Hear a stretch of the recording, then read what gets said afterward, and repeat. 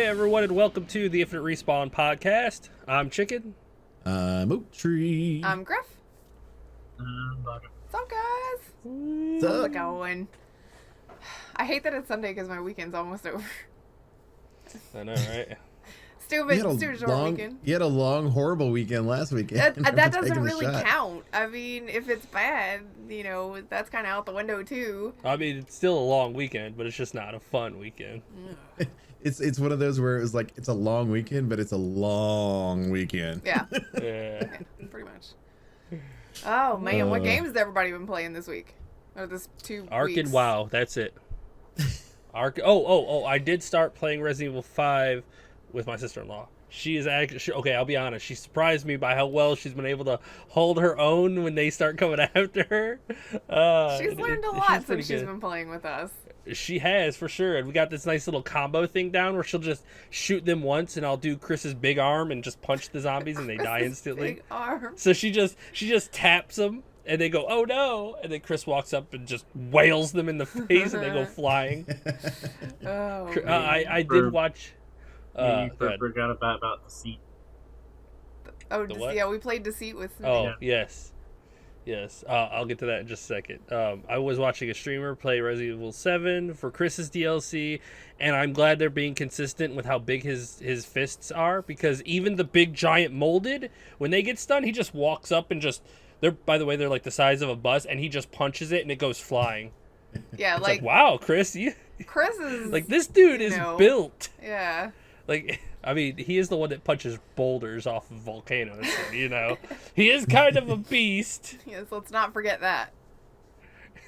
Come on, that has the best ending of any video game I think I've ever played. So, I mean, it is pretty legendary. I'm glad that you've Pretty been having funny. fun with that. What was your Deceit story, Baka? One of the million times where Chicken lied to us? You got one of them? No, he normally does that, but we did find out something interesting. If you're the infected, you do not have to choose a partner. Well, no, it will auto-assign if you run out of time. It did that to me like twice because I didn't realize I was it. It did not do that to me, though. Oh, yeah, that's right. It didn't give Baka a partner. He was a solo infected, which I gotta say, to be fair, that's a pretty genius way of doing it, because one, nobody's going to give you away, and two, everybody's trying to figure out who the other one is, if there's any suspicion at all on you. So they're still looking for your partner, even though you don't have one. Plus, it gives you a lot of leverage to be like, it's everybody but me. So last time I was the infected almost every time by somebody. This time I wasn't, but everybody is like so fucking just straight sus of me. Every time I walk out, they're like, "It's him." It's him. Also, at one point, I was making a bullshit joke, and I was like, "Yeah, it's me and Red," and then Red picked me as his partner, and I was like, "Oh." I was like, "Oh no!" I didn't say that out loud. I just kept going with the joke, so I was like, "Shit." I hope nobody takes this seriously because I'm bugged. Oh. That's funny. The Yeah, when you're check talking it out about him also. just being the one thing or whatever. Mhm. There used to be a glitch that if one of the characters had like crashed out or whatever, and they were the terror, that if you died as the terror or whatever, then you had to like you just sit there and watch all the good guys try to fight each other and figure out who it was in the end. And so it was like it was kind of funny. What were you going to say, Baka? Oh, one of the games, I had figured out it was Red because, like, right when the lights went out, I threw a tracker on him, and he went running off and changing. So I was going to basically rat him out. So when Red came running out, I started to turn and run away and fucking ran right into the chicken's arms. And I he was like- died. Yeah, I even saw it because I was the only one by myself, and Red was with the group, so I just ran into the room with the rest of them, and Baka just comes right straight towards me. So I was like, "Come here, come give me a hug." I figured out what Kat did, though. I finally caught on to her strategy. When she is the innocent, she will find somewhere and just stand and hope that you never see her in the dark. Like, she will not help with the objectives or anything. She finds somewhere, and, like, I found her behind the same tree twice on Lumberyard. while I was the terror, because she was hiding behind it, and the only way that you could see her is if you ran up on the rock next to it and looked down, and she's just standing there. And I watched her character look up at me, and then was like, "What are you gonna do? I'm right there." So she tries to hide every time. I've also learned that all of my friends are absolutely terrible shots because it is so funny when they realize it's me. And you know what I say to them? I'm like, all right, I'd like to see you try. So they all just come running at me, and I just knock them down one at a time, and I just take off. I don't usually so you guys try. are gonna I'm have like, to work. nah. You guys are gonna have to work together if you want to take me out, because none of you are gonna take me out one-on-one. Yeah. I'm just like, bring it. Even Baka was like, I can't. You guys have to come over here to help me. I can't take him out myself. That game is so fun. Yes, it takes like 30 shots to knock somebody down anyway. So not if you hit them. Oh, I had a good one. Somebody downed my partner with the poison syringe thing, and I had the antidote syringe because somebody had given it to me erroneously. And I was like, I ran over and got him back up, and I was like, is that how it works? Is this what this does? And they're like, no, if they were down, it means they're the infected. I was like, I didn't know how it worked. I'm sorry, I had no idea. You guys should have said something. I'm like running around going, okay, it's almost dark, and I'm going to help my partner kill everybody because we have to now. I think it was Red. What game was it? I Yeah, can't remember what Red. game it was. Somebody knocked out one of the affected, because we knew it was I think it was Baka and somebody else, and somebody knocked the other infected out, and somebody else came up and picked them up. I was watching from the death, and I was like, no, you just threw the game. You just saved the terror. That was the game Grif was talking about because we had figured out it was Red. No, there was another one because everybody No, Chicken there was another livid game. after the. I was so livid afterwards because it was in the asylum room. It was the room where the poison thing is right in the center, and it's got the cage. Because I stood there and I watched. I was like, it's this one. Somebody got lucky and knocked him, and I was like, yes, we're gonna win because we know who the other one is. And then somebody with the antidote ran up and picked the infected up, and then it went nighttime, and they turned and killed him.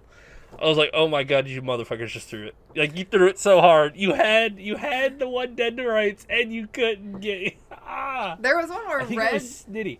It was Snitty who picked him up because he had the antidote, Oh, and he picked up the yeah. infected. That's what It was Red who took him down. I think it was Cat who was the affected. Oh, it was a terrible scenario. I was so livid after that round. We had it. We had it. There was one round where I don't remember who my partner was. I want to say it might have been Cat. But I was chasing Red and Chicken, and they split, and I was like, okay. Because I think they were the only two left. That's how I knew who they were or something. But Red ran into an area, and I lost track of him. So I was like, okay, I'm just going to hide for a second. And I run through where there's, like, this plastic over a doorway so that you can stand behind the plastic. I run in there. And I look in the corner, and Red's sitting, like, crouched in the corner, and he looks up at me, and I look at him. And then I tried to kill him, and I ran out of nighttime, so we revert back, and Red's like, okay, it's Grif. I was like, what makes you say it's me? And he's like, you're literally the only person that would come in there and have to stop and recognize that I was the person you needed to kill. I was like, you're next, motherfucker. I don't know how Snitty figured it out, but it was the lumberyard level, and I was chasing him while I was a terror, and he's like, after we got back to daytime, he's like, I got a strong suspicion it's Chicken.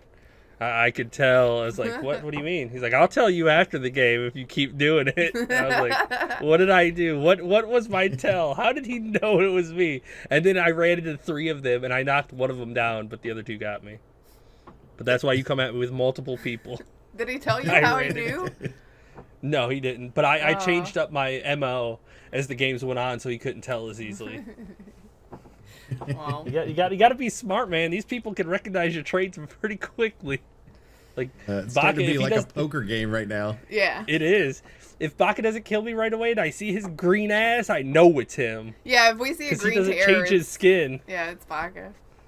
Yep. I knew. Yeah, you I gotta called start that in swapping one of the those up. game.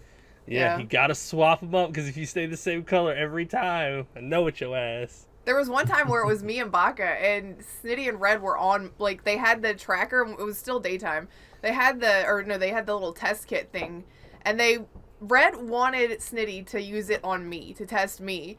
And I was like, no, why would you waste it like that? And I was the terror. I'm like, why would you do that? And they're both following me, and Baka was above us on a ledge, and there was a blood pack up there. They didn't see him, but they heard him drink the blood. And they're like, up there, and they ran off from me. Like, instantly, the suspicion was gone from me and on to somebody, whoever drank that blood pack. I was like, that is the best teamwork that I didn't know was happening. I love it.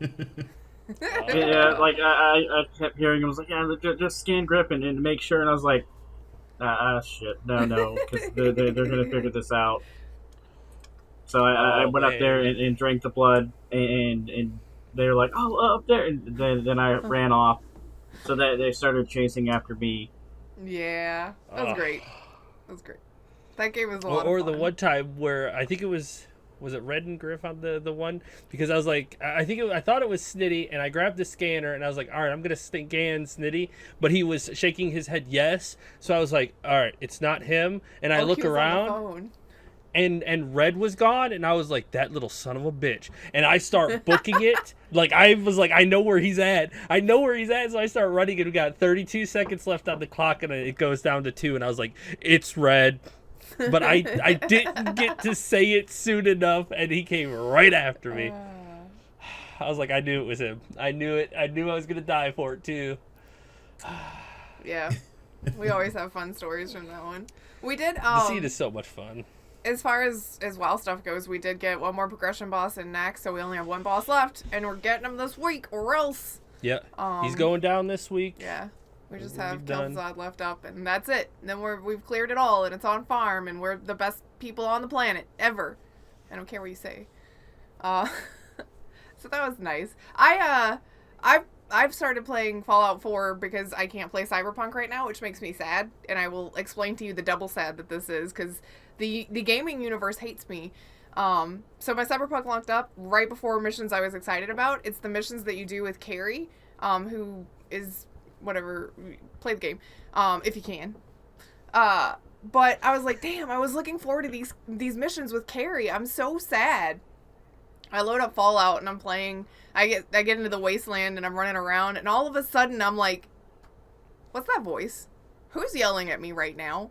The same voice actor that is Carrie is the Raider voice in Fallout. So now Carrie is chasing me around and trying to murder me because he can't do his quests in Cyberpunk.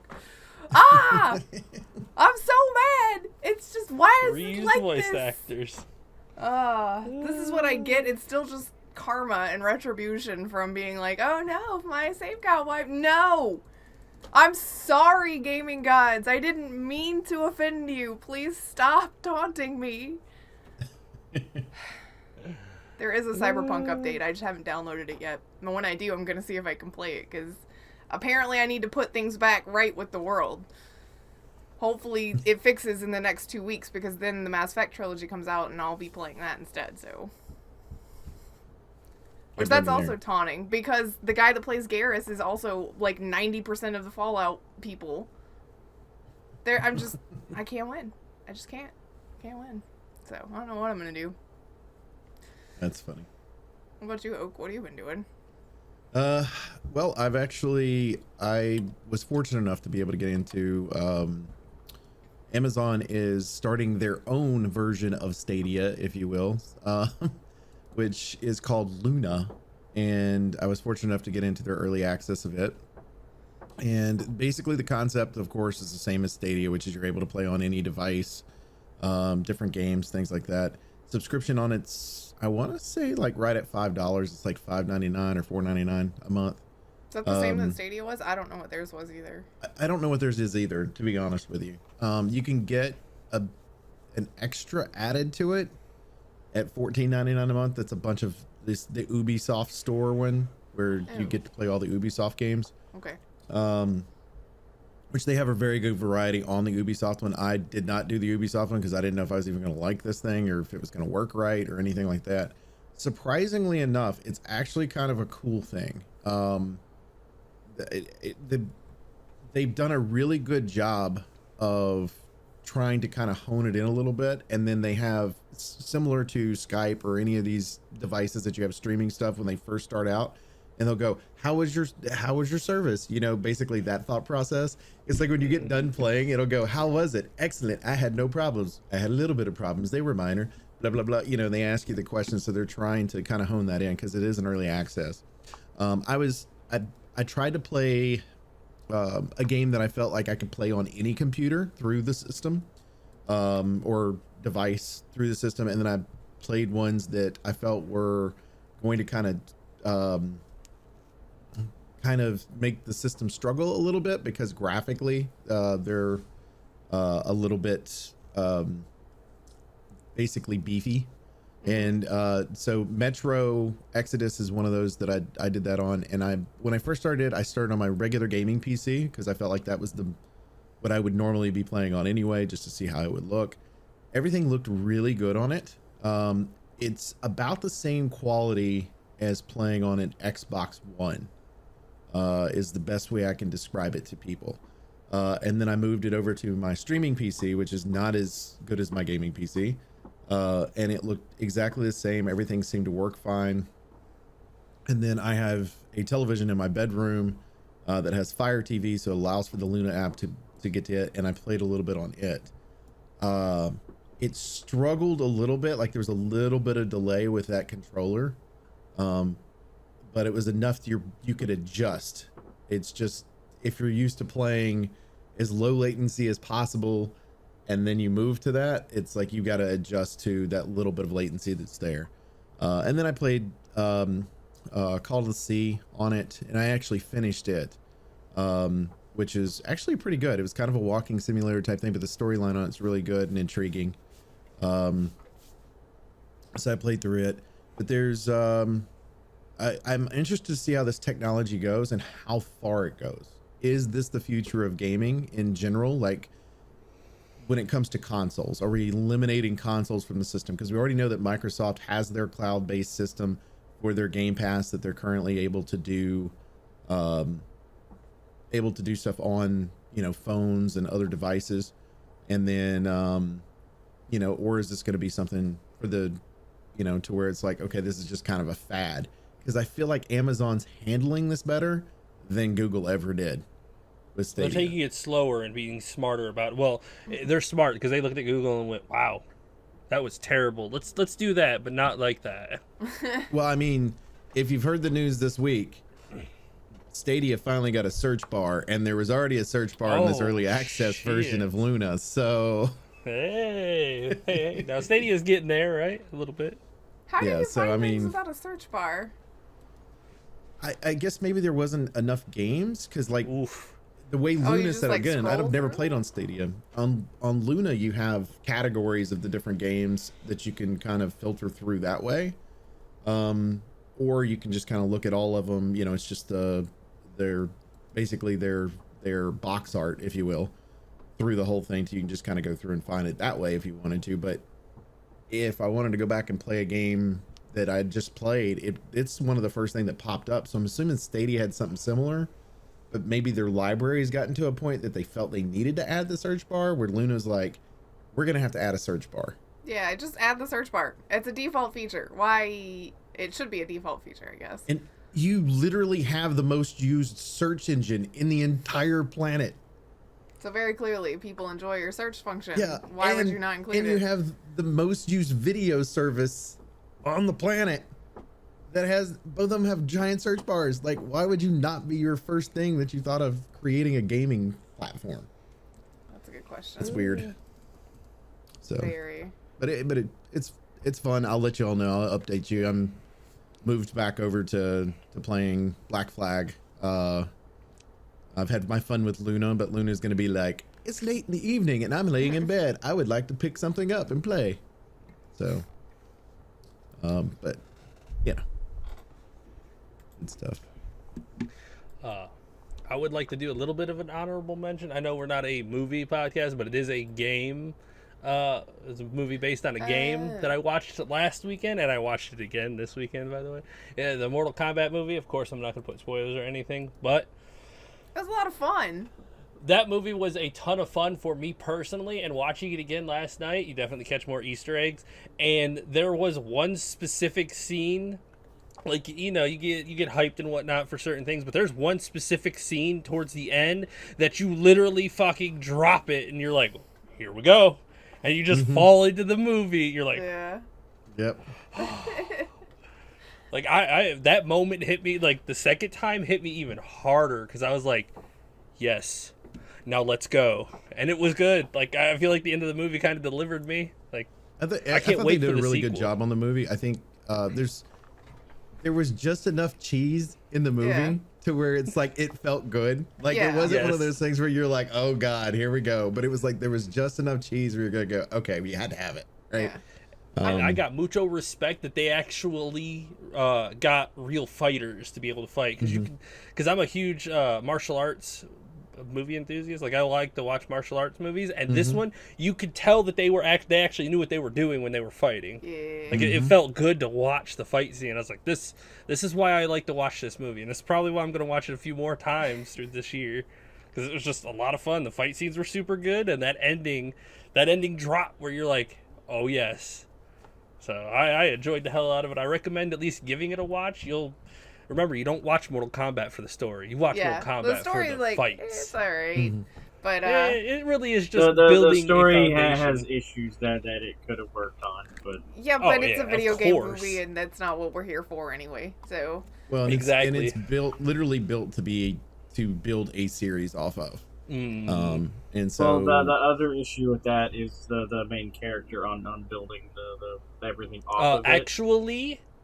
Actually, the next few movies are not going to be based around the main character. Like, they even said that they wanted to have a chain that kind of helped follow the story, but now that they've built that character, they're going to start introducing more of the Mortal Kombat universe, and Which he's is not good. going to be the main chain anymore. He's going to That's be a good. character in Mortal Yeah, Kombat. because he was boring as fuck. Dude, he's an MMA fighter, not an actor. yeah, you That's can tell. that's Yeah, kind that- of that's- what you. That's That's what you Johnny's get. Cage area.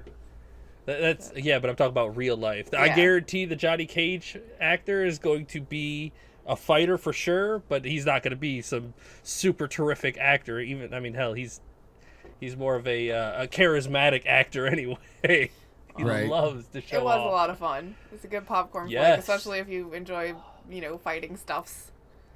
So Super good. I highly recommend at least giving it one watch, and you'll also know what scene I'm talking about. By the way, everybody will know what scene I'm talking about. All right, let's talk about some And if you news don't, stuff I'll talk then. about it. All right, move on to the. What do you want to start important with? stuff. We have a lot of business news, I guess.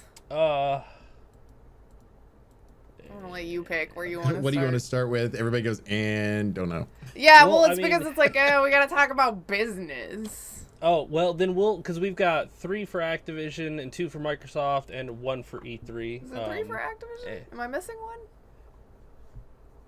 I must be missing one. I only have 2. Yeah. Well, start talking and I'll figure it there's out. 3. All right, There's 3 that are Activision based. I'll figure it Yeah, out. Gus, start okay, so- talking.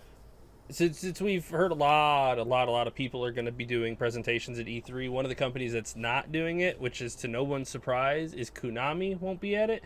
But their key projects are deep in development. So, Grif, your Silent Hill's coming. Are No, you it's excited? not. It's not No. coming. It's gonna be garbage. If it is, it's a hot There mess. is no more Metal Gear, no more Silent Hill, no more Suikoden, no more Castlevania.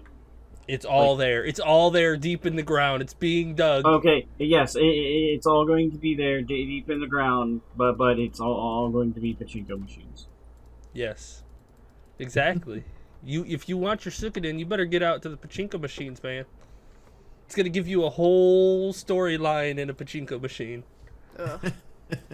Let me tell you, even if they did a core Silent Hill game, it's probably gonna be bad. I think that they don't. Why do you always do that? Okay, it's here's the literally- deal: like, is you because can't- they don't care about anything. They're gonna put a bunch of jump scares in because Five Nights at Freddy's was cool a few years ago, and that's horror, right?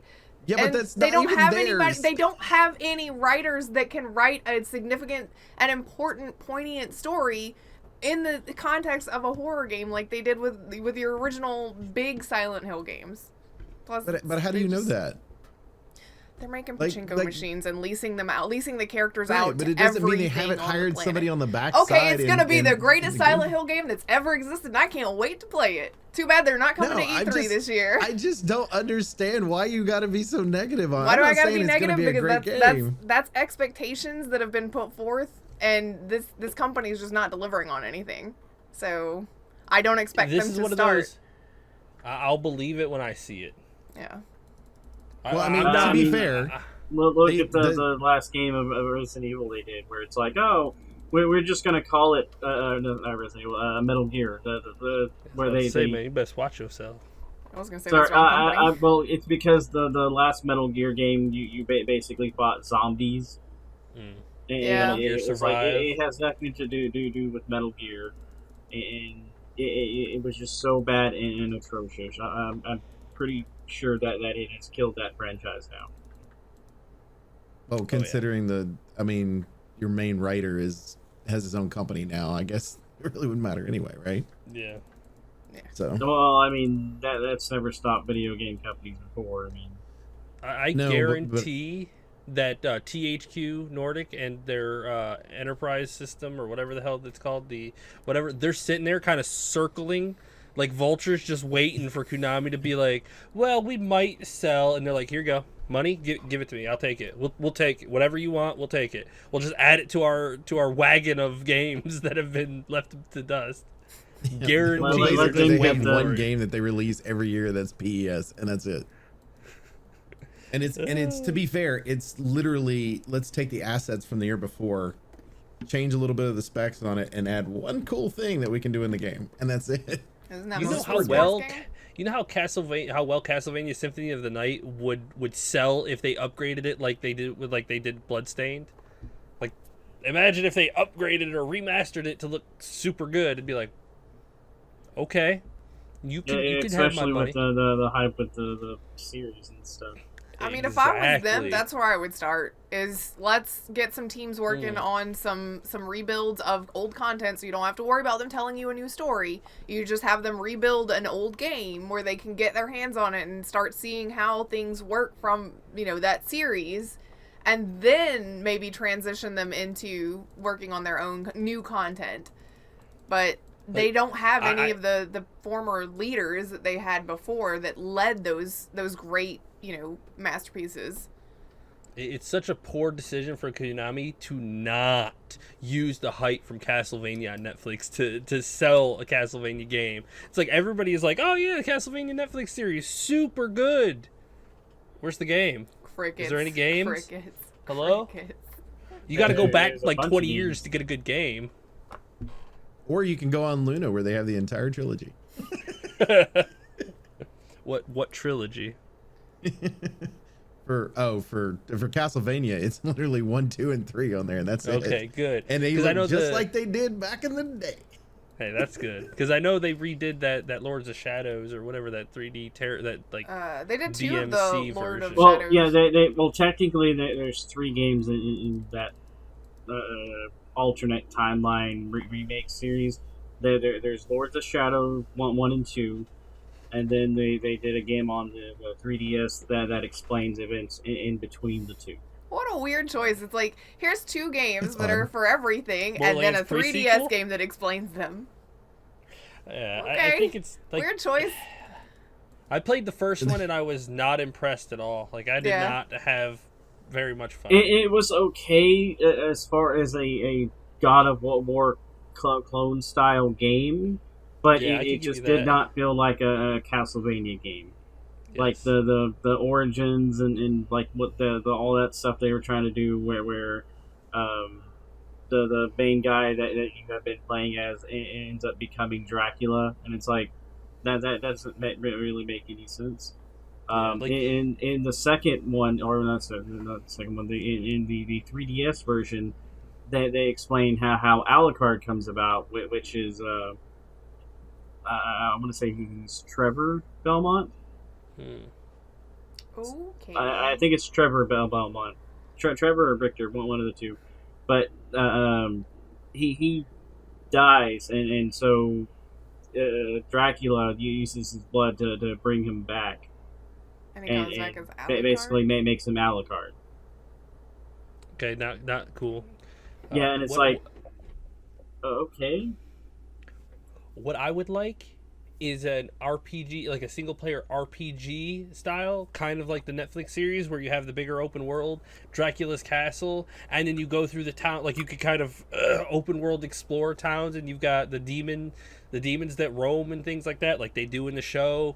Level up, maybe get your crew together. You can make it like a Dark Souls style game. Yes, like there are so many options. Konami, please, we love Castlevania. Why do you do this to us? Just either sell it or make something. From Software. Well, then it'd be Microsoft doesn't own From Software yet, do they? No. Okay. Not yet. I remember. All these acquisitions are just hard to keep up with them. Yeah. No kidding. I would love more Castlevania. God, it's such love a more series real that is Silent Hill, underused. Yeah, like Konami. Well, Why do they have to have such good with series? PT years ago, and then that one fell apart. So. And think Castlevania started out as nothing more than like an homage to the old Universal monsters and stuff. That is what it is. Like, why did these good series have to come from this company? Like, if this company would have made garbage series, then they would have just crumbled and disappeared into the wind. But no, they have these big ass billboards of these incredible series behind them, and they're like, "You'll never forget us." They do have was it Getsufumadin that's coming out, the Undying Moon game that's coming out this month. So I guess they're co-developing that one. So it's going to be interesting to see how that one does, I guess. Yeah. We'll see, but not at E3 this year. So. Yeah. Shocking. Definitely not at E3. Shocking. Shocking. What else we What got? else we got? I asked first. That was No, that you was did all not. for Yes, I did. Konami. So we could either go to Activision or we go to Microsoft. I figured out which one was Activision. It's just it doesn't say Activision in the title. I figured it out. Yeah. I gotcha. I was figured like, you'd figure it out. no. Yeah. I was like, there's no way I missed one. Whatever. Let's talk about the Activision stuff then. Why not? We're already kind of like complaining about it. So first of all, out of nowhere, the one of the biggest dogs in Blizzard's history, like one of the big guys, just leaves. Jeff That's Kaplan, on the top of everybody Overwatch else. director. Yeah, that's on top of everybody else who's already left these last couple of years. He just said, I'm leaving Blizzard. Let's see. I am leaving Blizzard Entertainment after 19 amazing years. It was truly an honor of a lifetime to have the opportunity to create worlds and heroes for such a passionate audience. I want to express a deep appreciation to everyone at Blizzard who supported our games, our game teams, and our players, he continued. But I want to say a special thanks to the wonderful game developers that shared in the journey of creation with me. Never accept the world as it appears to be. Always dare to see it for what it could be. I hope you do the same. That leaves, like, he is not leaving on good terms. No. There was management problems, and he was not cool with it. Yeah. So he is like, peace.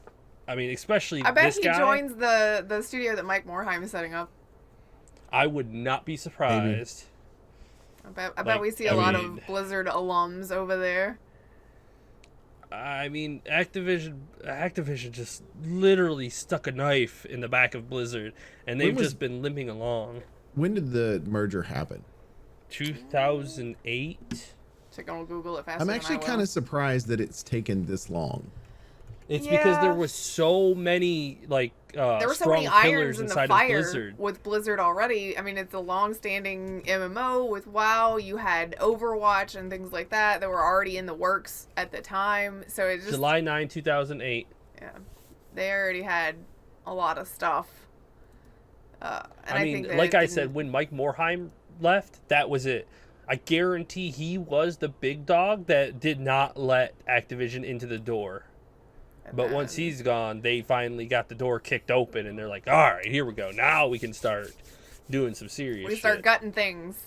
So yeah, because It is worth mentioning, too, that he's going to be replaced by someone that was mentored by him named Aaron Keller. Yeah. Yes. And so, and I like what he stated. Keller wrote that Jeff's been a great leader, mentor, and friend, and he knows how much we're going to miss him. I've been lucky to work alongside him in the rest of Overwatch team for many years, building something that continues to inspire people all around the world. I'm honored to carry the torch forward. I think based on the way this guy says it, and I could be completely wrong, don't know this guy from Adam, but I think he's literally like, they threw this shit in my lap. I missed the dude that just left, but I'm also going to take this opportunity to put on my resume. Yeah. That I was the lead project on something. Yeah. So it might actually work out good in the fact that this guy might have a little bit of a chip to try to prove himself in the industry too. So yeah, maybe. but I feel like the downside of that is, as much as I want to hope for good things for anybody that gets put in these positions, Activision has not been real kind to them. Like, the first comment on this article even is, watching Blizzard break into pieces under Bobby Kotick the last 2 to 3 years has been sad. And it has been. Like, as people who have been in the Blizzard community for a long, long time, watching this stuff just kind of like crumble has been really hard. You know, for a company that you really liked to be acquired by somebody like Activision, and you're just seeing pieces chip off and fall by the wayside, and nothing is coming in and replacing them in a grand way. It's just like they're just soldiering on at this point. It's almost like watching it become a zombie, because you're watching pieces slough off and it continues to shuffle. Yeah, it's rough, because Blizzard used to be, like, a lot of companies used to be about the consumer and about the fandom, and like that's what BlizzCon was about. Like, it was to bring all of the fans together and celebrate our love of Blizzard and Blizzard Entertainment games. But Activision has really got their hand in there, where you get Call of Duty stuff and mobile games. Yeah, and now some of that it's is an more about, let's adaptation to showcase modern, our new to modern product. gaming. Yeah. I feel like you get that case of you get too big for your britches at the end of the day, as we like to say in the South. And it's where I think in this particular case, you're dealing with everybody starts off with this mentality of, we want to build the best video games, we want to do this, do that, do that. The problem is, the more money gets made, and the minute you go public or whatever it happens to be, you now have an entire group of people that you have to appease, because you're dependent upon that stock to rise, and that's how you're making more money along with everything else. And I think that when you make a game like Call of Duty that is a freaking juggernaut, you want every game you have to be a juggernaut. Just let the game be a juggernaut.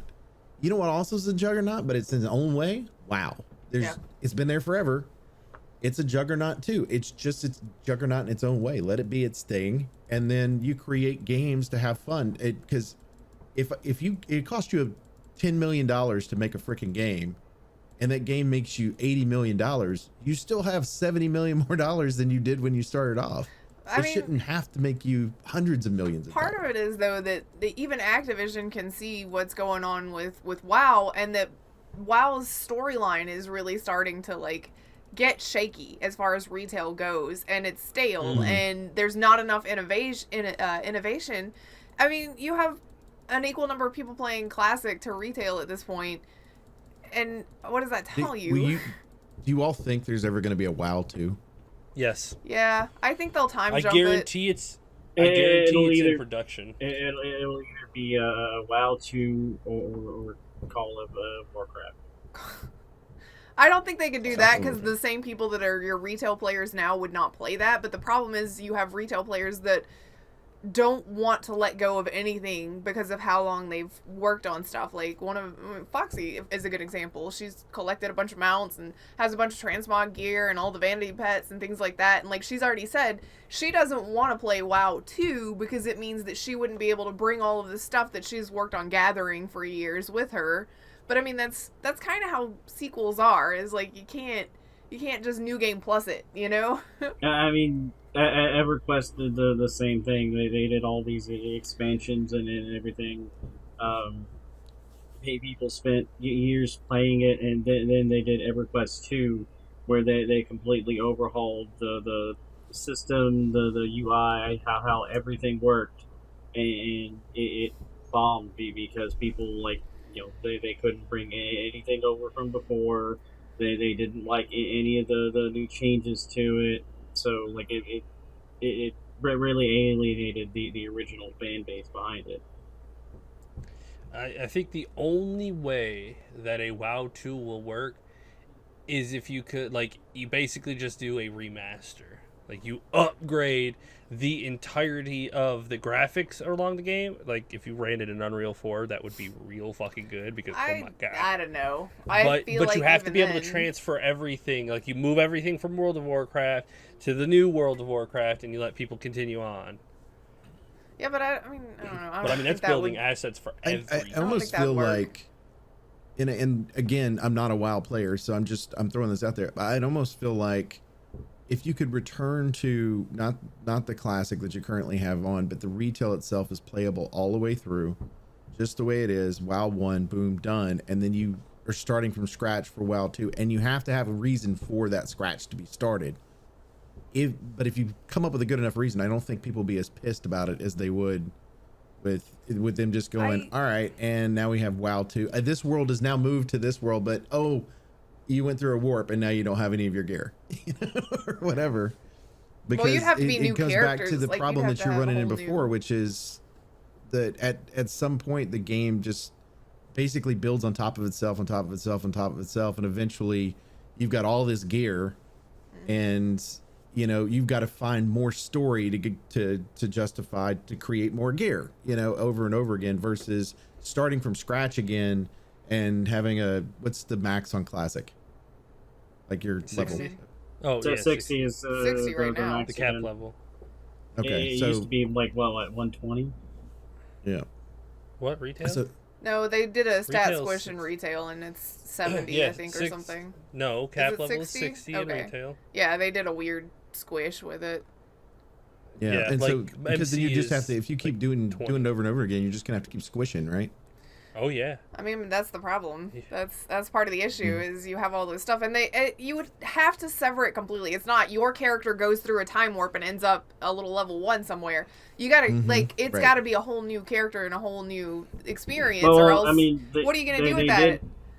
Well, Warlords Exactly. of Draenor with the alternate timeline there, they can just go, well, this is Azeroth with that alternate timeline. Yeah, Yes, but that but was one of their worst expansions. To make World of Warcraft, you have to sew up the end. It has to be done, a finale kind of thing, where when you hit an era of peace, there you go, and then next game pops up. It's 1,000 or 2,000 years in the future, where every single thing is different in every aspect, and they completely restart. Where you're gonna see icons, like statues of the heroes from this time and whatnot, and things like that. But that's going to be a bygone era. Like, that's going to be entirely in the past, and this is an entirely separate game. Like, you got to sever that, because if people feel a connection to that original, they're going to not want to move on. Well, the originals no, run I for think so we got long automatic scratch.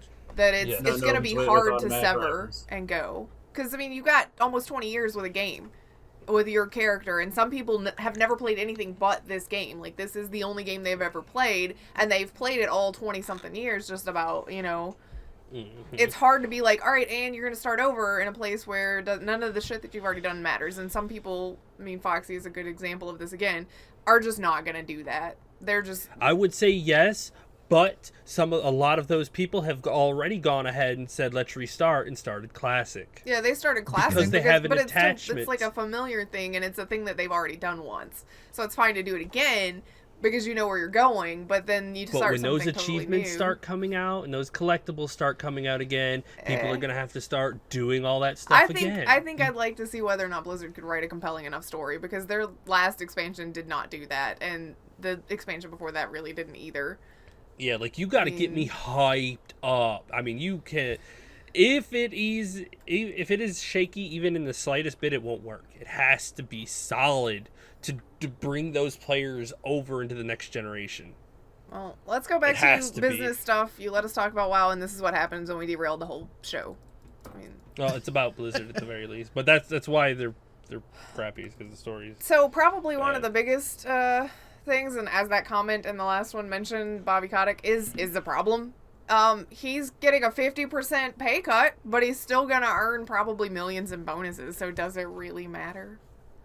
No, it's pretty much just a formality kind of Yeah, thing. where it was it's like, don't look, he you takes be a pay cut, we'll just bad. pay him in bonuses. I know you just fired half your staff, but don't do that. That's bad for you to make more money. Here's some Well, to be bonuses. fair, they're supposed to be hiring 3,000 more people this year. So part of the staff, just to be clear on part of the staff movement, they're trying to consolidate a lot of these studios together, especially the ones in Europe, move everybody to the UK with the exception of Kings, which is they're the ones that do Candy Crush. Which I have a problem with one of the sentences in here because it said the people behind Candy Crush, and I was like, they're not. They bought the fucking company. That's not behind it, but whatever. Anyway, but I've got this weird brain set that I look at this and I'm like, this company is worth billions of dollars. And if the $70 billion mark that they've got listed on here right now, he's currently making 0.001%. 0.001% of the entire amount of money that they make. And it's like, you're making all this and letting people go. Can you not figure out a way to just pay people more? And you're going to hire 3,000 more people. You could pay people exactly what Bobby's making, 80,000 of them, exactly what he's making right now at this $875,000. Holy fucking shit. That's like, when you start doing the math, I'm like, I don't know what sounds like a board of directors issue as much as it is him. Like, I have no doubt it's a board of directors issue. Because even if you're giving him $200 million, it's a drop in the hat for this company.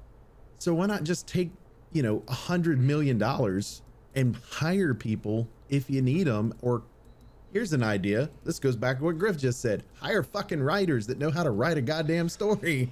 Yeah, but you gotta pay them. Get the fucking people back who created this, who know what makes it good. Instead, you basically fired all of those people because I'm sure that they were worth more than the people you hired. Somehow. Yeah. Yep. Like they made $1.5 billion more this year than they did last year. Well, 2020 versus 19. See, I totally understand businesses are for profit and you need to increase profit margins and things like that. Mm-hmm. But when you do that, the company underneath should not suffer. It should flourish. Like, the more your profits, the bigger your company, the happier your employees, the better we get, the better games we get. Yeah. That's how it should go. Not bigger profits, people get fired, CEO gets bigger bonus. That's games not are how still it should work. Yeah. Well, and here's the thing too. This is, and I just thought of this. They're hiring outside companies.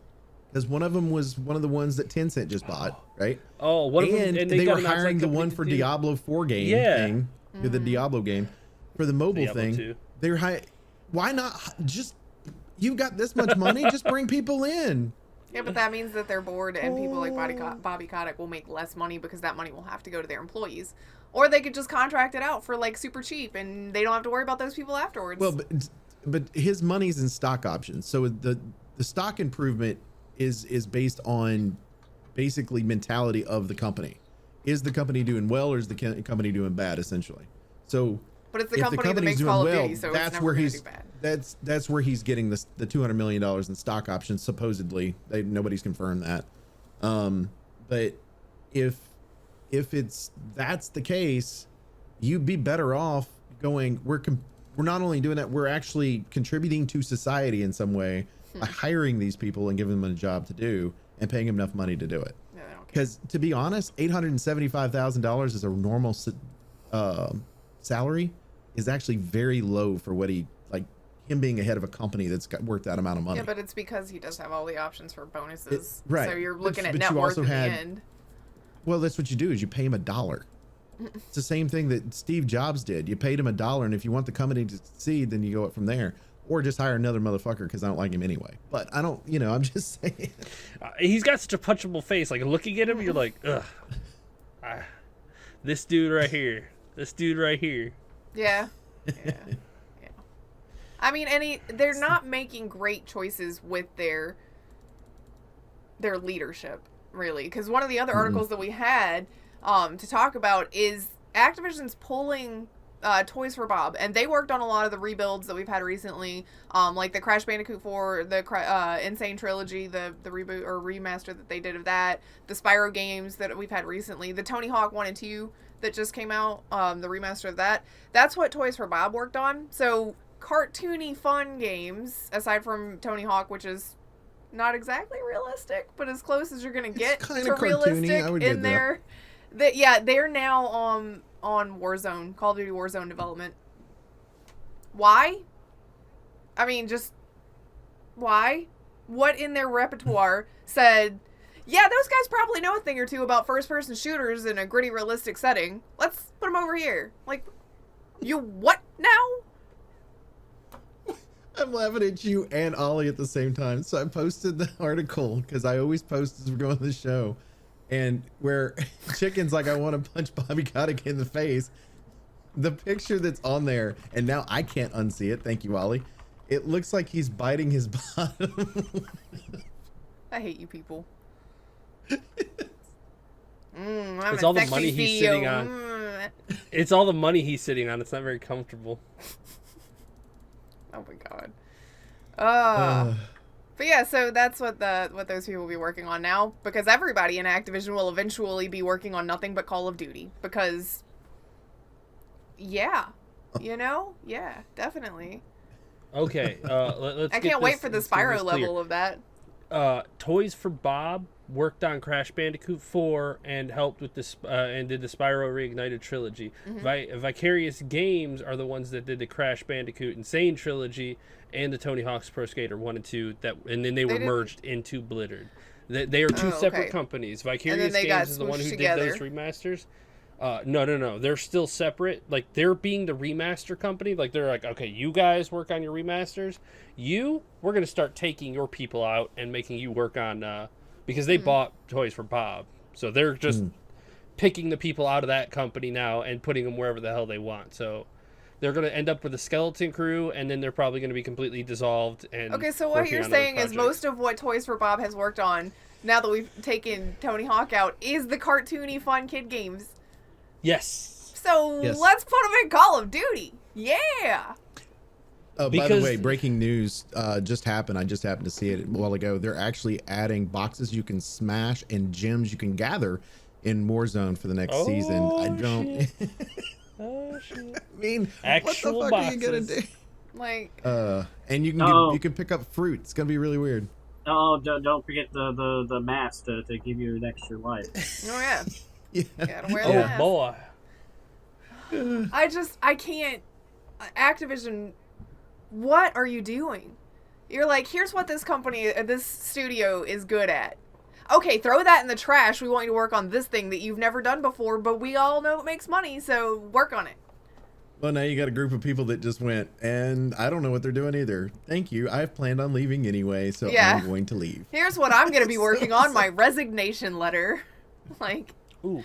Thinking about that now, because Vicarious Visions is now merged into Blizzard, they just took out one of the best remaster companies out of the market, so that if people want them to remaster their games, they have to go to Activision Blizzard and have them do it. Because or they just don't hire another studio. Of all of those people that are going to quit and form their own new one. That's true, because Crash Bandicoot Insane Trilogy was really well done. And the Tony Hawk Pro Skater 1 and 2 was really well done. And the Diablo 2 remaster is starting to look really fucking good. And they're like, mine. Yeah. They're like, okay, why would you take them away? The rest of us need them to actually keep doing what they're doing. Well, they're actually good at what they do. Yeah, but it looks like they were working exclusively for Activision anyway, because those are all Activision games, right? Tony Hawk Pro Skater is Activision? Oh, yeah, it is. I believe so. Mm-hmm. Yeah, I think it is. I'm pretty sure. Yep. So, it sounds like to me that's just... It's kind of like the game, the one Sony's buy. Like, Sony will buy one that has made games for them for a while, and they do a really good job, and then they'll end up purchasing it. Type deal. But, I mean, it's only going to go downhill from here. And you know it, and I know it, and everybody else knows it, that their remakes are going to start being inflated with microtransactions and DLCs. Yell at him! Yell at him! He's being negative! I got yelled at for being negative! Being negative. You are being negative. I mean, you're I'm being accurate. realistic. I'm just saying, let's at least be equal about who gets yelled at for the same thing. I'm being Yours realistic. was this game, a game we hadn't even been announced, is complete trash. It's Konami. I know it's going to be. I don't have to wait for the announcement. Oh my god. Yeah, So I mean, sometimes history repeats itself. Yeah. In video games, it does it often. Let's talk about Microsoft while we're talking businessy stuff. well, that's all the Activision Blizzard stuff. Oh my god, I am so tired of this company. Yeah. He says as he lines up his Blizzard account later on this week. I mean, but it is to play an old game from Blizzard's glory days and not the new version of it. And If that I've tells already you stated anything. But is too. it okay? I got a question though. Now this is how I can get onto him, Grif. Okay. Is there a bunch of microtransactions that are different than when the game was originally released for WoW since this remake's been done? Wait, in Classic, are there microtransactions There's in nothing Classic? in Classic. No, there's no nothing in microtransactions Classic. at all. So see, you're being Okay. extremist and All negative. right. You want to go? You want to go with this? There are already rumors starting to float around about TBC where they're going to introduce microtransactions for mounts and stuff that were not in the original. That mount model is already confirmed as a special mount for that. So Okay. it's looking like But we has it might been end up at that implemented point. yet, though? Not yet. Not Burning yet. Crusade's Just not out yet. give me about 6 months, and we'll come back to this topic, and I will be like, I'm not playing WoW then anymore. you can be like, it did it. But until it happens, Okay, it's just all right, cool. speculation. I'll just Okay, stay so neutral only until ever then. expect the best out of anything that is possible news and never ever No, look just at don't any of the always think negative the negative of connotations or any everything. negative downsides. Never again. Everything is sunshine and rainbows forever. No, I never said that. It's just It literally is. everything is negative, negative, negative, negative, negative, and it's like there is some positives to some things. Where? Fuck your sunshine and rainbows. Here's Well, the obviously. positive. Sunshine. Microsoft's gonna cut down its own PC game sale for like price or cut. Sorry, The cut cut. is what I was trying to say. Yeah. For their PC So they're game reducing sales. from 30% down to 12%. So Microsoft will make less off of the games, and everybody else makes more. See, Microsoft is also a company that I can get behind because I can approve of what they're doing. They do pretty good shit, and I'm pretty happy for the most part of what they do. Short of not letting me access my files that I've bought, but we'll get to that we're a not different arguing day. about that right now. We're not. I I'm not just gonna said let we'll you. get to that another day. That Don't was you a tell me what I can't 25-minute get long to. conversation beforehand. If y'all are wondering in the comments. Yes, we'll deal with that another day. But for the most part, like I said, Microsoft does do shit mostly right. Which is nice. I mean, I would agree with really, Phil Spencer's like really pulled Microsoft back after the bad things that happened with the launch of the Xbox One and all of the like bad stuff around it, the always online backlash and everything. He's really like wrangled things back in and kind of made progress again. I think it's because they gave him actual power and they let him do what he knows is right. To be because with the Xbox One launch, it was his predecessor that had already set up all the stuff for that, and then he Yeah. was hired in between, and then he's the one that changed it to where there's now a disk drive. Yeah. It's You not don't online have all to the have time. Connect. And then backwards compatibility is going to be a thing. Yeah. You know, like. So I mean, good for I them. think he's like right now, if Phil Spencer left Microsoft and created his own freaking company for games, I'd buy his shit in a heartbeat, because I feel like he actually cares about video games. And I mean, you see these guys come out, like you have the guy from EA, the vampire, like you see him come out and he's dressed up as, you know, in his little suit and whatever, to go out, talk with this weird accent that I can't figure out where it's from or what century. And he goes through all of his stuff, and it's like he doesn't look like a gamer. He doesn't look like he's played a video game. He looks like a business guy. Meanwhile, Phil Spencer comes out with a little sport jacket and some type of indie game across the front of him, you know, and he's like, and we're it's doing like this, jeans and and we're a doing that. shirt. It looks like just Yeah. a random guy got up there, and that's what I like to see, because we can relate a little bit better than Mr. Vampire suit accent guy. And I can't remember, his name's Andrew something, and it's going to drive me crazy. I can't remember that dude's name. But yeah, I mean, I like the fact that they're doing this. I don't think it's where Steam has to do this. I think you're dealing with a company that understands their product, understands their people, and is trying to give back to the gaming company so that maybe they can support more. But also keep in mind, if you purchase a first-party Microsoft game, they're basically keeping 100% of that into the company. But it also means the 12% that Microsoft is coming for having the store, the rest of that's going to their own companies to develop more. So it's kind of really smart on their part, and that might be part of the reason Epic was doing it as well.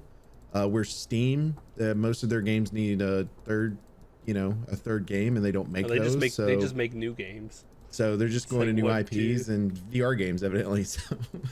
And they got a good client too. Yeah, they are definitely pushing so hard into hardware and software for VR because they know that's the future of gaming, and they have the platform to develop it from. Correct. So yeah, that's so critical. And just so everybody, just so it was clear, as Grif said, this is just for the PC side of it. When it comes to the regular console side of it, if you're not aware of how consoles work, when consoles are released, they're literally at a loss to start with. So they've got to make up that difference somewhere, and this is how they make it up. See, now this is like this other article is why I like Microsoft better than other companies, because Microsoft's gaming revenue shoots up by 50%. Like their gaming revenue is skyrocketing, and it's good that they turn that revenue profit and help their developers. It's like, okay, cool. We can we're making extra money here, so we can go ahead and take a smaller cut over here, still come out positive, but it helps the developers even more. It's like, cool. You're balancing. That's what we love to see. We loved because they could have just made big profits and then not did anything with the PC game sales, and stayed the same. But instead, they went ahead and took a smaller cut because they make more than enough to cover that. Yep. I think Microsoft's doing some really good business things that I think overall is going to propel them forward.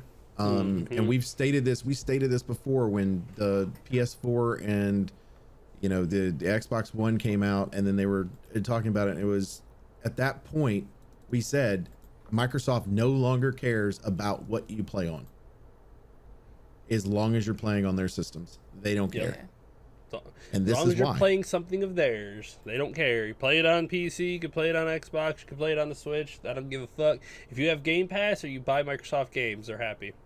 And I love that they treat their subsidiaries or companies really well too, like Rare. And it's super weird calling Bethesda a small company now, but they work underneath Microsoft now, so it's like the oldest son. You're like, yeah, good boy, but I mean, Bethesda used to be a full-grown adult living in their own house now, but they got bought out and moved into the mansion. Oh man.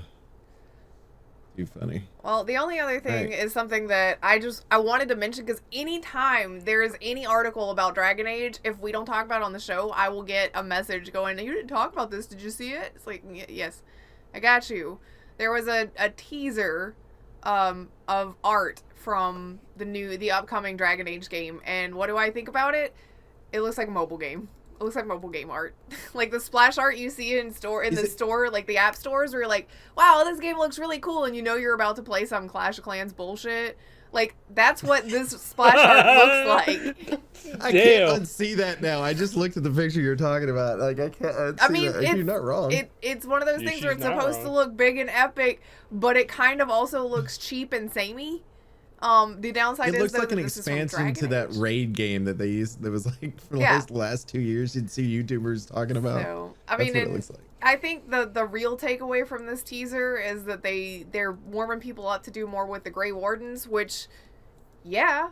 I mean, if you played Inquisition, you get to make a choice about the Wardens because they're basically falling apart when you meet them in Inquisition.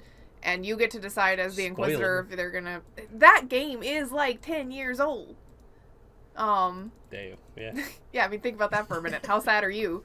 I think it's like 6 or 7 years old. But still, it's well past spoiler territory. but you make a choice as to whether or not you're going to let them come with the Inquisition or if you exile them. And so I imagine that somehow we'll be dealing with that. So yeah, I mean, we're definitely going to be touching base with the Grey Wardens. You're not really telling us anything new. I guess anything unexpected. You're not telling us anything unexpected. Your splash art's kind of cheesy. Do we have a release date on this game? No. No. And we probably won't. Like, that's one of the things I was thinking about, too, is, like, it doesn't have a release date. We haven't seen anything more than, like, a 15-second teaser trailer and a couple of little, you know, blurbs like this where we've gotten to see some art, some concept-y things, and that's it. This game is probably not going to come out for another couple of years. I just hope that they're actually...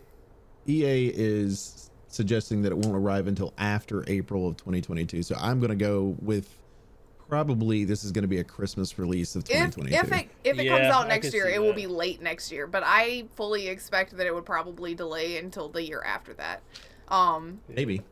Well, if they don't delay it, the problem that you're going to run into is they're going to do what they did with Mass Effect Andromeda, which is we got to get this out because we started talking about it too early, so it's got to go. They're going to launch it. They're going to apologize to the community because it's not what it should be and promise to work on it. And depending on the severity of the backlash from the community, it will either... They will work on it until it's in an okay place, or it will go the same route that Andromeda did, which everybody was so upset that they were just like, all right, drop it like a hot potato. Announce the remaster, you know? And this is a prime example of a studio that I love, absolutely love BioWare, that it's just their parent company is, I feel, has got their hands. It's the same thing that's happening with Blizzard. It's like gooey hands, like they're just like, so they just spread all over everything, and it's like, this is, you know, and so like I don't understand. I really don't. I think, you know, because, you know, we went through this with Ubisoft as well, like with the Assassin's Creed franchise and stuff like that, and I feel like they didn't necessarily redeem themselves, but they did go, we probably shouldn't release one of these every year after we already told them that. If only they listened to us. Yeah, but they did a really cool thing. They said, okay, we're going to go back to the beginning of the Assassin stuff, pre the original Assassin's Creed stuff. And I think that they created something good, and a lot of people are enjoying what they're creating.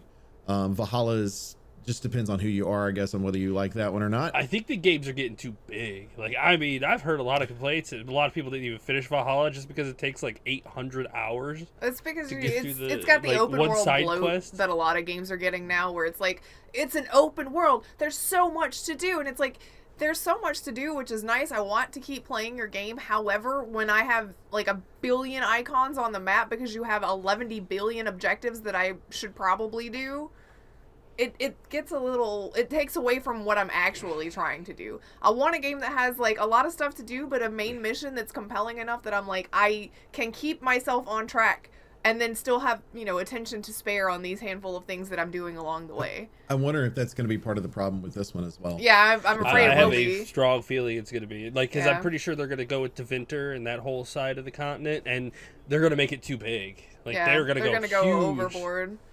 Well, and I think one of the problems that BioWare is suffering from in the Dragon Age series specifically is that they let you make your choices, and now you have to try to accommodate a world state that lets all of those choices exist somehow and still has a functional world in the end, you know? Like, all of your choices from Dragon Age Origins, Dragon Age 2, Inquisition still have to make sense and be in play in the world in Dragon Age 4.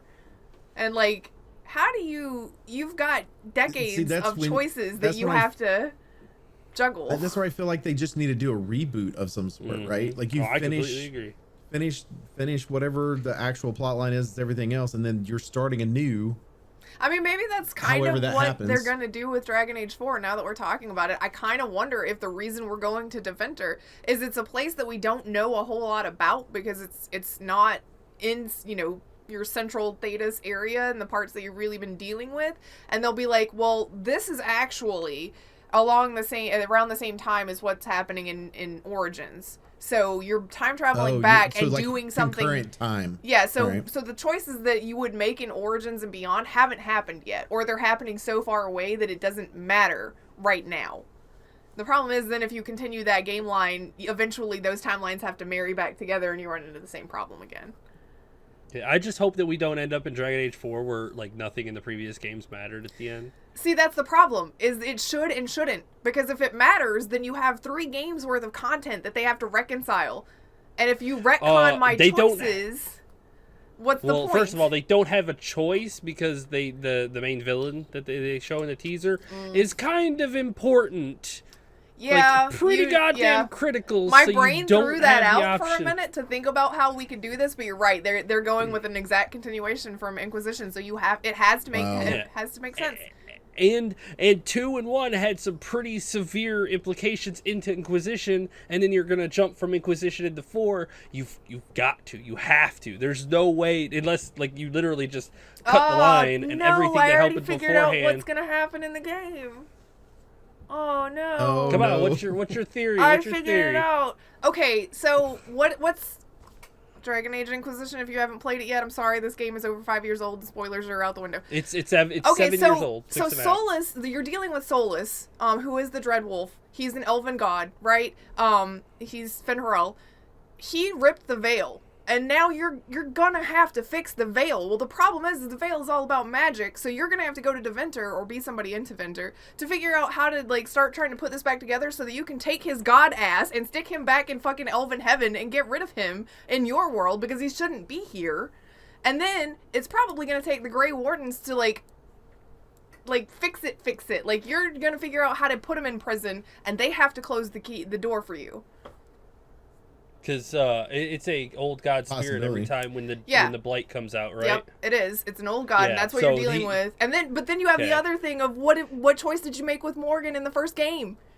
Do you have a child? Is there a baby involved? Well, it's not a baby; he's a kid by Inquisition. Well, because that's an old god spirit too, and you got to get something done with that. Well, Solus takes the spirit out of the child. And he has that spirit, yeah. Like if you have the child, he took Mythal too. So I mean, he's got like super god power now.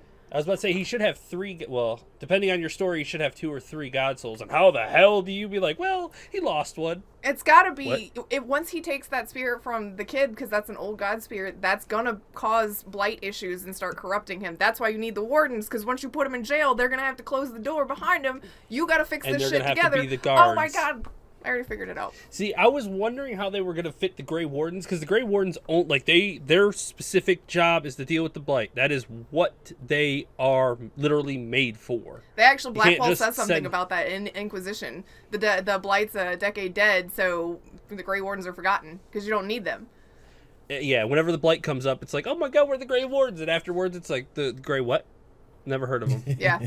Or those guys are weird because they drink Darkspawn blood. Don't hang out with them. It's like, well, they just saved your asses like 10 years ago. Yeah. Don't care. Weirdos. Yeah, but that was 10 years ago. Yeah, that was 10 years ago when we needed them, and now they're weird. Yeah. So. It's going to be so rough to get excited for Dragon Age 4 because it's so flimsy right now that you drop a rock through it and the web just breaks. See, this is one of those catch-22s where I want to be excited about it, but I also wanted to be excited about Andromeda, and I know what happened with that. Now, will they actually be given the time to work on this the way they should? And then the downside is, what the difference is with Andromeda, they really did do a hard cut, so you didn't have to care about what your world, state was in Mass Effect 3. It didn't matter in Andromeda. It will still matter in this. Can they do it? If they do a hard cut, the thing about it is based on what you're explaining and you're like everything that's there, this would actually end this particular line, correct? Theoretically. So if right, so now you could reboot for the next Dragon Age that's after that, but because they're gonna have to, they can't have a Dragon Age 5 and still have all this other shit backing up. Well, it's called Dragon Age because that's the age that timeline is. So. They could turn around and now call it a different age. Well, it'd probably still be under the Dragon Age title, but it'd be Dragon Age and then a subtitle. See, and if they did something like if they did something like what Grif said, that you could jump 1,000 years into the future, where the Grey Wardens are still protecting the portal. That 1,000 years. Oh yeah, you give it a good time break for a game. It allows everything that your characters did to become legend and kind of get twisted as legend. and into folklore, you Exactly. know. Like, it's And so then- far away that all you've got is a statue of the hero of Ferelden, like a long lost. Well, see, and that's the other hero thing, is from- the hero of Ferelden will probably be part of this, because one, everybody was upset they weren't in the last one, and two, you've got the Grey Wardens that you're dealing with, and the hero of Ferelden is rumored to have been in the Deventer Imperium, which is why they couldn't help you in Inquisition. So he's over there doing work. Mine was Lee. Or they are over there doing work. I mean, they are the hero. Well, assuming they're even still alive. Yeah. Like, how do you Again, reconcile how do you that? reconcile all of these possible world states? Why did you let us have so many choices? Because they really... Ah. That's a problem, in my opinion, with games like this. Like, if you're gonna make a choice game, you build out the entire, like, storyline for 3 full fucking games. Like, because it kind of feels like they did that with Mass Effect. They were like, here's the story arc over the 3 games. Here's the choices that we could do. Here's the ones that stay in each game. And here's the overarching choices. And Dragon Age were like, well, here's and this. then you can have all your choices from 3 not matter. And Andromeda at all. Well, actually, they don't even matter in 3, so I'm still gonna. Well, they- still excited. They have a better ending. Like, I finished it. They have an actual better ending. Like, you get a choice at the end, and based on what you've done, it kind of changes. And I mean, hell, at the end of 2, you have some pretty absolutely serious choices based on the choices you've made throughout the game. Right. So I mean, they were good, kind of encapsulating each game with your choices, and good about overarching big choices that made influences I feel through the whole like thing. Dragon Age has more choice options, though. Like, you had more flexibility, especially in the first one, because it was a very different kind of game, where they really let you... For making a series, they really did let you have too many options, including one that killed your character at the very end of the game. Because then if you didn't kill it, how do you write that in later, you know? Yeah, that was a problem too. And I'm gonna be 100% honest. I know how much you like 2, Grif, but I think 2 was one of the 2 is the not for biggest everybody. spikes. Well, no, it's not the gameplay or anything. It's the choices they made to give you a named character. Mm-hmm. Like, that was a problem because your first one is a completely custom created character. Third one, completely custom made character. I guarantee the fourth one, completely custom character. Yeah, Second they one, tried something you different. actually built a story in it, and now you have to use this story elsewhere instead of it being Yeah, but I custom all think the way that by through. far makes and- it the easiest, because you knew Hawk's story. And technically they did that because they could do that because you were playing it from Varric's perspective of telling the story. You But weren't... if it What- was 2 custom characters, you would have never seen either of them in 3. Like, they would have been off doing their own thing, but instead you brought Hawk in, and everyone's like, "Well, where's my character? God damn it!" No, you could import your character from 2 if you made... Well, I mean, No, it's no, still no, Hawk, but you I'm whatever talking your about custom... the hero of Ferelden. Like, Yeah, I'm but talking that's about, the like, same from the idea. first You game. could completely customize the character. All you're doing is looking at the picture of them. What is the picture of this character versus this character? It's still the hero of Ferelden. But this Yeah, also but it goes doesn't have a back to name. what Chicken originally said too, that if they had already planned out your 3 games, or in this case 4,000 4 or games, 5 or... if you plan all the games that, and have it out, you could actually theoretically could have had game 1 being a character, game 2 being a character, none of them being custom, every one of them having falling could the have same way easily 2 done did. that too. But because you have the different custom ones, That's the that problem. one is just an oddball. Yeah, Yeah. like, they really they should have I committed mean, I one don't way or the fault other. them for trying something. That's the thing. It was the second in the series. They really didn't know how it was gonna go. Okay. That was kind of the It's- weird thing, right? If they'd started out that way, nobody would have thought about it if you're if it's the second one. and it goes Imagine how custom and- bad Mass Effect would have been if they were like, you don't get to customize your character in the first one, you get a custom character in the second one, but oh wait, Shepard's back in the third one. Yeah, but It's like, that's the thing though, is that series ran with that one person's storyline the whole way through. This is 3 different people's storylines that we now have to jump into a 4th person and go, You should have committed one way or the other, either full custom for all 3 of them or full character. Like, I don't think that really character made for all it 3 of them. as much of a difference. It really didn't. I think it just mean, made it more complicated because I don't think it if changed as much. If it was a custom character, you could have just made them both disappear and built a story. Yeah, but you So, could have like, made a Hawk third disappear just story as on its easily. own. They just made a choice to have his character return in Inquisition. Because it was easy. It was super easy. I mean, Because he's a literally character I guess that I they guess designed. we're just not here Like, we're not meeting on this because I don't understand why you think it's that much more of a difference. Basically, you said the hero Ferelden is different because it's not real person, but he's not really. I mean, you could call him just as easily him or her, whichever you went with, him or her, Right. the champion of Kirkwall, and it's the same thing. They're just titles for people that you made. But it's so what does it matter? Right, but it's like a rock versus a cup of water. Okay. Like I'll let you Hawk have it is- because I don't think that we're gonna come to a reconciliation right now, and we're an hour and No. 20 minutes in. So That's fine. they've made a big mess for themselves by letting us have too many choices. BioWare, I appreciate you letting me make choices, but now what? Look what I did. I took your choices and made a mess. Okay, fix it.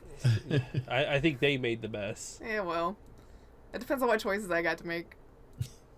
And who you are watching the games. I made Alistair the king and kicked that other lady to the curb. He married my warden. I made a mess. I left Alistair in charge. So I got a question because I'm trying to think of this.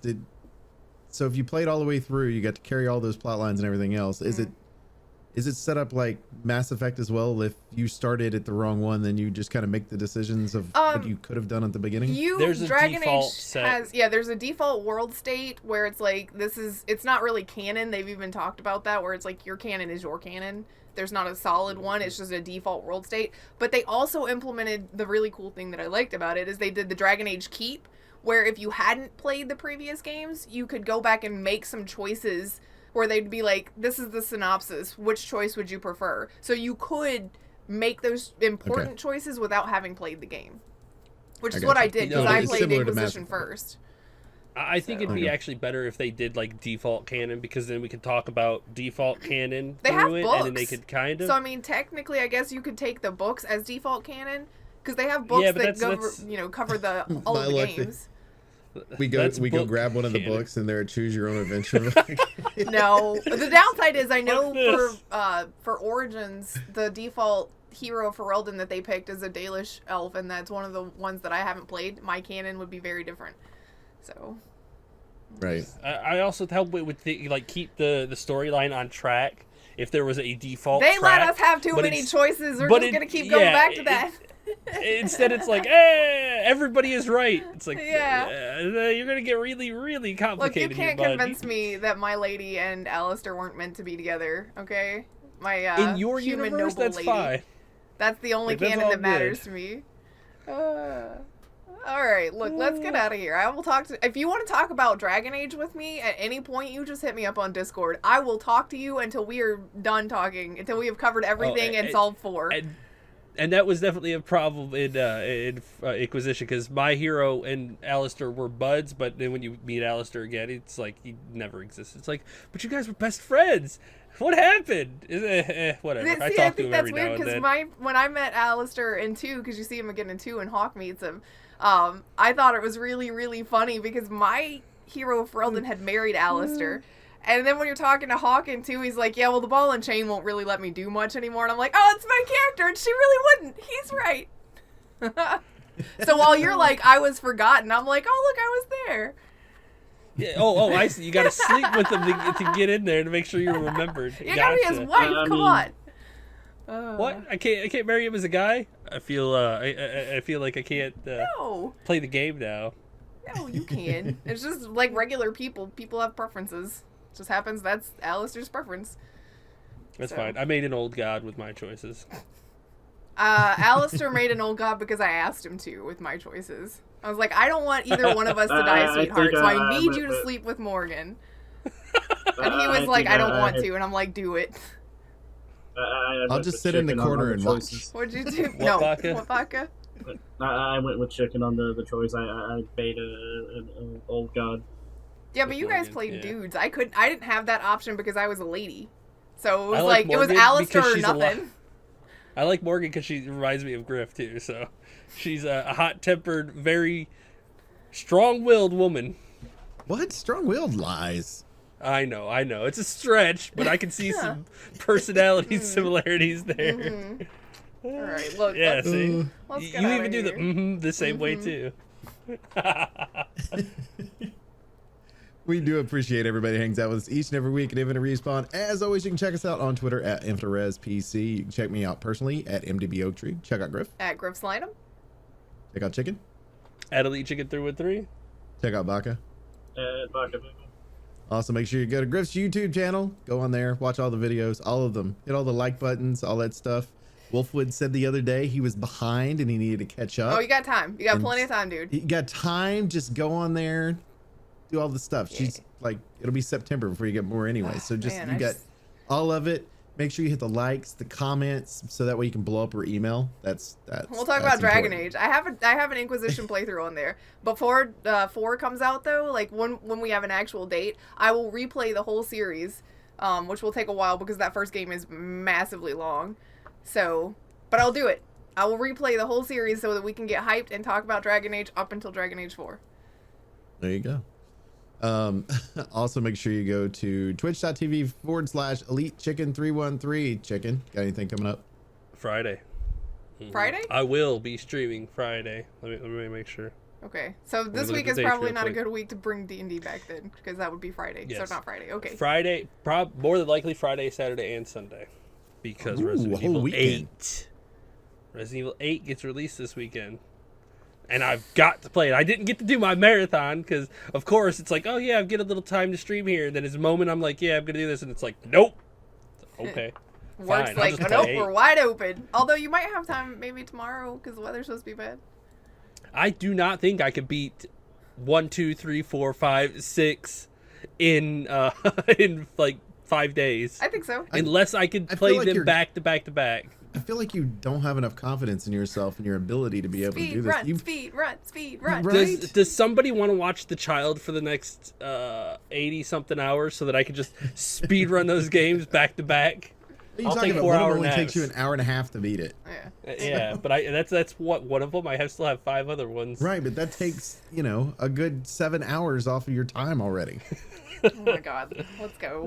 I mean, we could distract the child. I've got Ninja Turtles. That'll easily take up. He's 80 been hours watching for him. it, so. Yeah, he's been The watching it. old school Ninja Turtles. Yeah, he's been watching that too. They show all 4 versions. Nice. Sorry. Carry on. We're Also, leaving. make sure you go to twitch.tv/MWOaktree, where I'm there playing video games. Usually, Sometimes. just show up. I'll be there. I'll be there. I promise. Video games. Nerd. Right? For Infinite Respawn, I'm Oaktree. I'm Griff. I'm Chicken. Bucket. Bye. See ya. Bye.